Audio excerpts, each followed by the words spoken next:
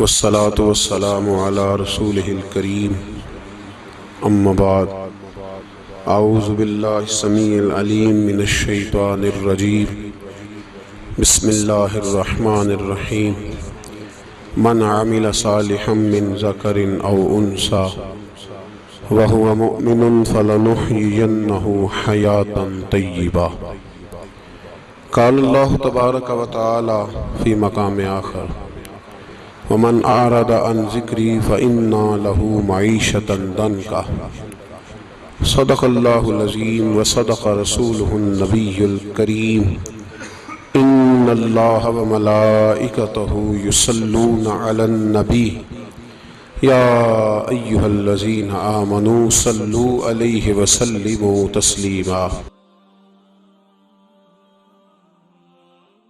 اللهم صل على سيدنا ومولانا محمد معدن الجود والکرم وآلہ وصحبہ وبارک وسلم۔ عزیز دوستو، انسانی زندگی اثرات لیتی ہے، اچھے اثر بھی ہوتے ہیں، برے اثر بھی ہوتے ہیں۔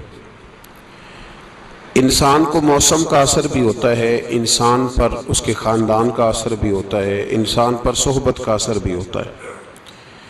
بالکل اسی طرح انسان پر اس کی نیکی کا اثر بھی ہوتا ہے اور گناہوں کا اثر بھی ہوتا ہے۔ نیکی دل کو سکون دیتی ہے، گناہ انسان کو پریشان کر دیتے۔ نیکی اللہ کی رحمت کو متوجہ کرتی ہے۔ پھر حالت یہ ہوتی ہے کہ انسان اپنی ان پریشانیوں کا حل کہیں اور ڈھونڈتا پھرتا ہے، حالانکہ جب گناہوں کی بیماری لگے تو اس کی شفا توبہ میں ہوتی ہے، اس کا حل اللہ کے حضور معافی مانگنے میں ہوتا ہے، پہچاننے میں ہوتا ہے کہ مجھ سے کہاں غلطی ہو گئی، کس جگہ جا کے کمزوری میں نے دکھائی۔ ہر انسان اچھی، ٹھنڈی، خوبصورت، سکھ والی زندگی چاہتا ہے۔ اللہ کریم نے سورہ نحل کے اندر ارشاد فرمایا من عمل صالحا من ذکر او انثی، فرمایا جو بھی اچھے عمل کرے، چاہے مرد ہو چاہے عورت ہو، وَهُوَ مُؤْمِن، شرط یہ ہے کہ مومن ہو، فَلَنُحْيِيَنَّهُ حَيَاةً طَيِّبَةً، فرمایا ہم اسے پاکیزہ زندگی عطا فرما دیں گے، حیات طیبہ دے دیں گے اسے، پاکیزہ زندگی۔ شرط کیا ہے؟ من عامل صالحا، نیک عمل کرے۔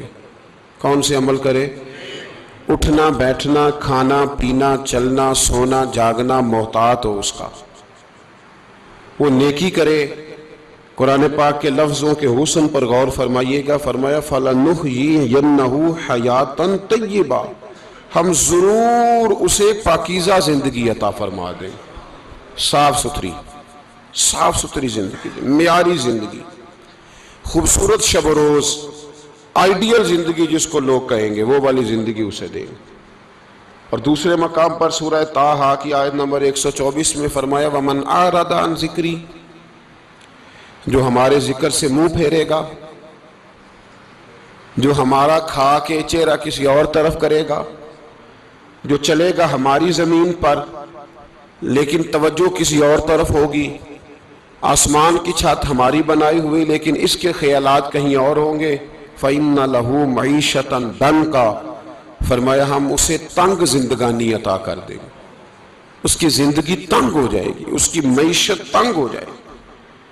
گناہ زندگی کو تنگ کر دیتے ہیں، نیکی زندگی میں آسانی پیدا کرتی ہے۔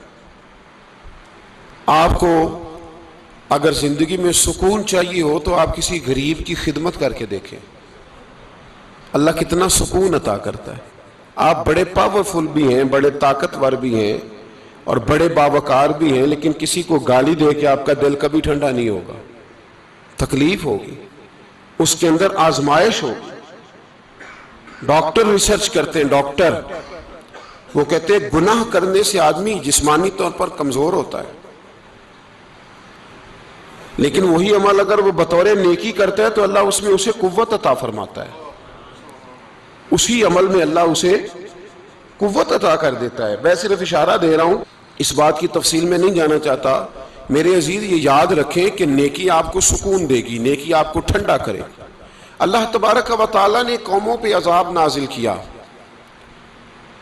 اور قرآن مجید فرقان حمید نے ان قوموں کے تذکرے بیان فرمائے. بھائی کس لیے بیان کیے؟ کہ ہم عبرت حاصل کریں، ہم یہ غور کر لیں کہ یہ کام ہم نے نہیں کرنا، اس کام سے ہم نے بچنا ہے، ہم نے غور کرنا ہے کہ یہ چیز ہمارے اندر. لوگ کہتے ہیں نہیں جی نہیں، ہم پہ یہ عذاب نہیں آئے گا، بالکل نہیں آئے گا، اس میں شک نہیں. پر اللہ نے بیان کس لیے کیا تھا؟ بیان کیا قرآن مجید معاذ اللہ کسی ایسی چیز کا بیان کرتا ہے جس کی ضرورت نہ ہو؟ قرآن پاک نے ایک ایک حرف ایسا بیان کیا جس کی مسلمان کو ضرورت تھی. قوم نوح کا ذکر فرمایا قرآن پاک نے. حضرت نوح علیہ السلام کی قوم کو حضرت نوح علیہ السلام نے 1500 سال سمجھایا ہے. 15، کچھ لوگوں نے 950 سال لکھا ہے نا، اعلیٰ حضرت نے لکھا ہے 1500 سال عمر ہوئی حضرت نوح علیہ السلام کی. اللہ تعالیٰ بندے کو جلدی سزا نہیں دیتا، بلکہ قرآن مجید میں ایک جگہ رب کریم اس طرح بھی فرماتا ہے کہ جب بندے مجھے بھول جاتے ہیں تو میں ان کے لیے نعمتوں کے دروازے کھول دیتا ہوں. بندہ سمجھتا ہے کہ میں کچھ تو ہے نا کہ میرے اندر کہ میں جدھر جاتا ہوں خیر ہی خیر ہو جاتی ہے. وہ سمجھتا ہے کہ میری عقل ہے، حالانکہ اللہ اسے ڈھیل دیتا ہے. اللہ اسے ڈھیل دیتا ہے. گناہوں کی سزا کے 3 طریقے ہیں. ایک ہے متنبع کرنا، تنبیہ کرتا ہے اللہ، بندہ متنبع ہو جاتا ہے، یہ اللہ کا بہت بڑا احسان ہوتا ہے. ایک ہوتا ہے مہلت دینا، اور ایک تیسرا ہوتا ہے اللہ خفیہ تدبیر کرتا ہے. تھوڑا سا سمجھیے گا، انسان پر کوئی آزمائش آئی، فوراً اس کی چھٹی اس نے کہا کہ وہ فلان جگہ غلطی کی تھی تب ایسا ہوا ہے. ہوتا ہے نا کئی دفعہ آواز آتی ہے نا اندر سے، چلیں بول دیں کچھ نہیں ہوتا آپ کو. اللہ جانتا ہے یہاں کوئی کچھ نہیں کہے گا آپ کو. اور ہماری تو ویڈیو بھی نہیں گھومتی، یعنی خبر بھی نہیں ہو کہ کس نے ہاں کر دی کس نے نہ کر دی. آپ بغیر ٹینشن کے بات چیت کریں، آج کچھ نہیں ہوتا انشاءاللہ تعالی. آتی ہے اندر سے آواز. میں آپ سے اس لیے ان چیزوں کی تصدیق کراتا ہوں کہ باقیوں کو بھی آتی ہے کہ نہیں، اس لیے تصدیق. کبھی کوئی کسی جگہ انسان پریشان ہوتا ہے تو محسوس کرتا ہے کہ وہاں مجھ سے ہوتا ہے نا جی، جس کو یہ نصیب ہو جائے بڑا خوش نصیب آدمی ہے. حضرت مولا علی فرماتے ہیں اگر تجھے دنیا میں سزا مل گئی تو بچ گیا ہے، سمجھ پھر اللہ کرم کرے گا، آخرت میں سزا نہیں دے گا.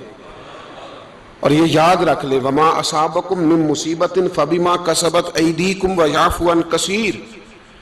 اللہ فرماتا ہے دنیا میں تجھے جو بھی تکلیف پہنچتی ہے وہ تیرے ہاتھوں کے کرتوتوں کی وجہ سے پہنچتی. ویعفو عن کثیر، فرمایا کثیر گناہ تو میں ویسے ہی معاف کر دیتا ہوں. یہ جو تیری زندگی میں دکھ ہے نا، یہ بھی میری قلیل سزائیں ہیں. یہ کثیر پر سزا، یہ قلیل ہے قلیل. یہ جو تمہاری زندگی میں تکلیفیں، انسان کو سزا ملتی. حضرت فضیل بن عیاض رحمۃ اللہ تعالی علیہ گھوڑے پہ بیٹھے تھے، گھوڑا شرارت کرنے لگ گیا، اچھلنے لگ گیا، کودنے لگ گیا. تو حضرت فضیل بن عیاض نیچے اترے، ایک کونے میں جا کے نماز کی نیت مانگ لی، 2 رکعت نماز پڑھی، پھر دیر تک استغفار پڑھتے رہے، روتے رہے، دعا کرتے رہے. واپس آئے، خادم عرض کرنے لگے حضور سمجھ نہیں آئی، گھوڑے نے تھوڑی سی شرارت کی، وہ بدکا ہے، آپ نے اس کو چھوڑا ہے اور چھوڑ کر کے آپ نماز میں لگ گئے. تو حضرت فضیل بن عیاض فرمانے لگے جب بندہ اللہ کی نافرمانی کرتا ہے نا تو جو چیزیں اس کی فرما بردار ہوتی ہیں وہ اس کی نافرمانی کرنے لگ جاتی. تو مجھے محسوس ہوا تھا کہ میں نے کہیں اللہ کی نافرمانی کی ہے، اس لیے ایسا ہوا ہے کہ میرے گھوڑے نے میری، تو میں توبہ کرنے لگا ہوں. اور اب دیکھتا ہوں بیٹھ کے بھلا کیا ہوتا ہے. میں نے سچی توبہ، حالانکہ مجھے یاد نہیں کہ میں کہاں بولا، پر کھری اور سچی توبہ کی.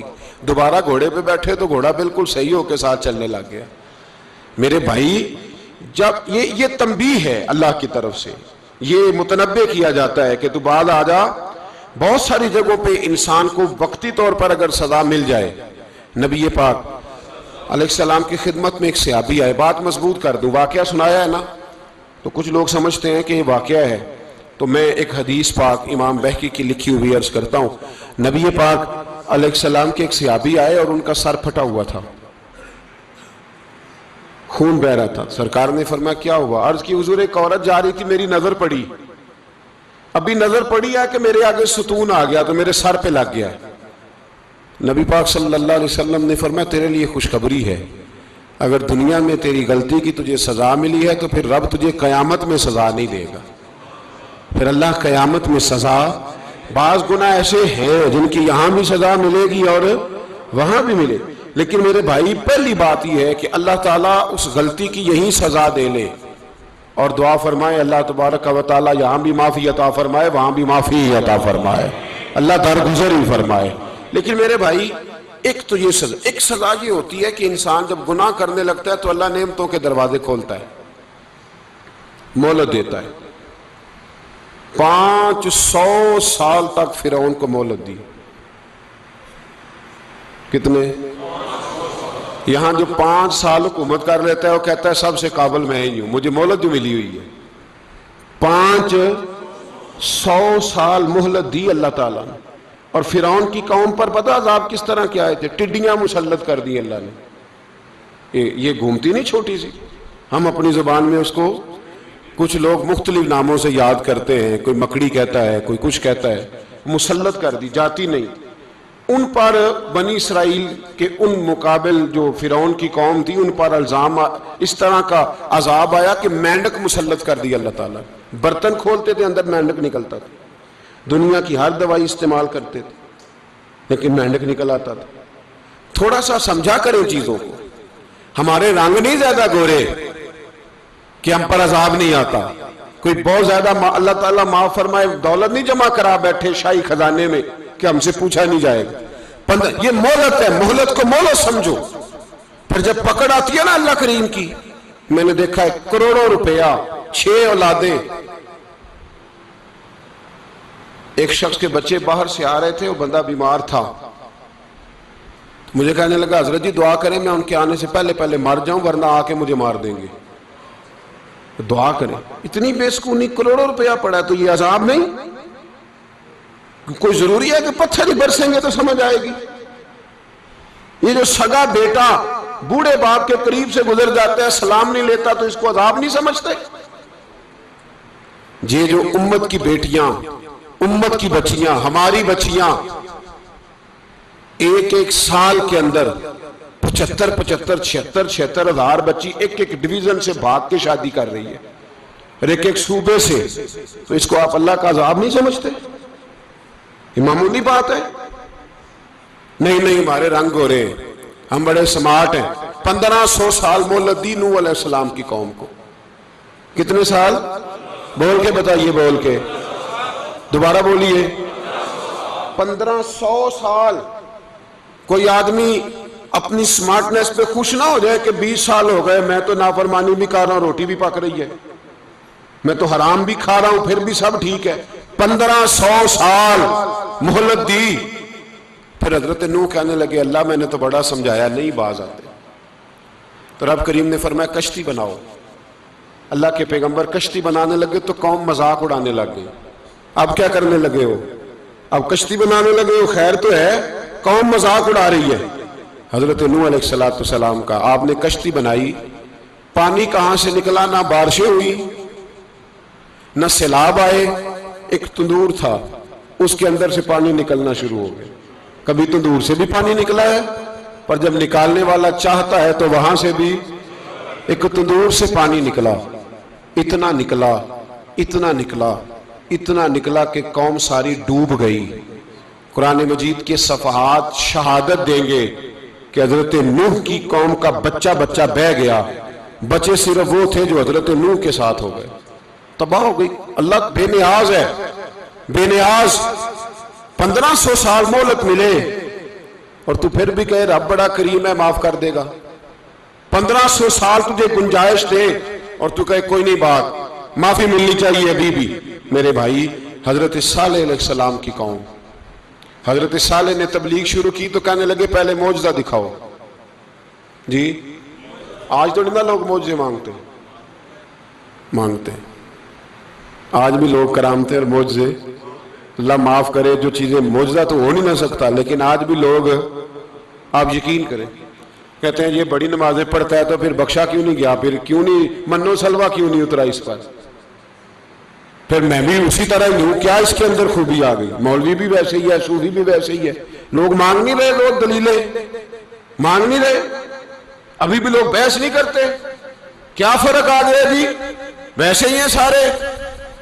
اللہ تعالیٰ سے ڈرنا چاہیے، ہمیں سامنے والے کی طرف دیکھ کر صحیح ہونے کا حکم نہیں ہے، ہمیں اپنی اصلاح کا حکم ہے، اپنی طرف دیکھ کے اپنے آپ کو ٹھیک کرنے کا۔ الزام لگا کے گزر جانا اس کا کوئی مطلب، سنو اور یاد رکھو۔ حضرت صالح علیہ السلام سے کہنے لگے پہلے معجزہ دکھائیں، تو حضرت صالح علیہ السلام نے فرمایا اونٹ کہاں سے پیدا ہوتے ہیں؟ کہا اونٹنی کے بطن سے۔ فرمایا آؤ میں تمہیں پہاڑ کے اندر سے اونٹنی پیدا کر کے دکھاتا ہوں۔ کہاں سے؟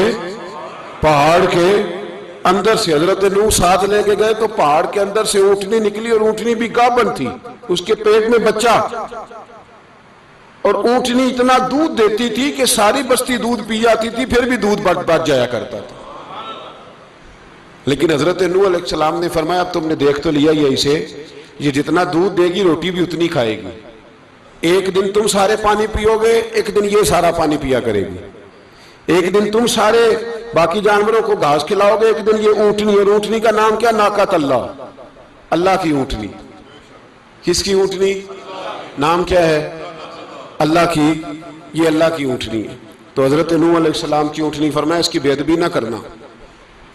باز نہیں آئے لوگ، باز نہیں آئے، کہنے لگا جی دودھ دینا تو ٹھیک ہے، پر یہ جو سارا پانی پی جاتی ہے نا یہ صحیح نہیں، یہ جو ساری گھاس کھا جاتی ہے یہ نہیں ٹھیک، دودھ دینا تو ٹھیک ہے پر یہ نہیں صحیح۔